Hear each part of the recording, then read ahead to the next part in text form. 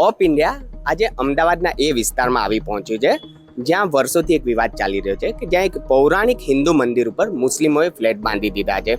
આપણે આવી પહોંચ્યા છે દાણી લીમડાના ગામકુવા વિસ્તારમાં, જ્યાં પૌરાણિક ગામકુવો હતો અને પૌરાણિક અહીંયા 3 મંદિરો હતા.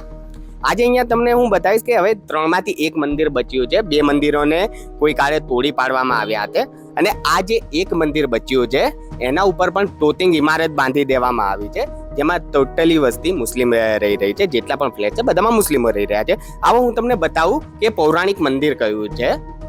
આ છે પૌરાણિક મંદિર. અહીંયા ગામકુવો હતો અને અહીંયા 3 મંદિરો પૌરાણિક બનાવેલા હતા. આજે તમે જોશો કે મંદિરની હાલત ખૂબ જ ખરાબ થવા પામી છે.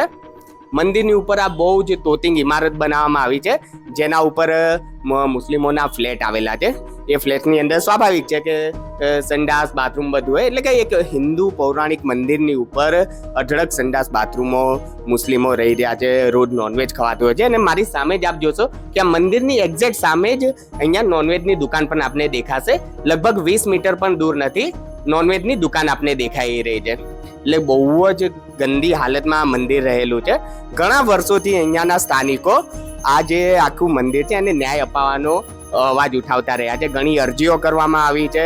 ઘણા લગભગ મુખ્યમંત્રીથી લઈને જુદા જુદા કોર્પોરેશનના અધિકારીઓથી લઈને મંત્રાલયોથી લઈને દરેક જગ્યાએ આ બાબત અરજીઓ આપવામાં આવી છે.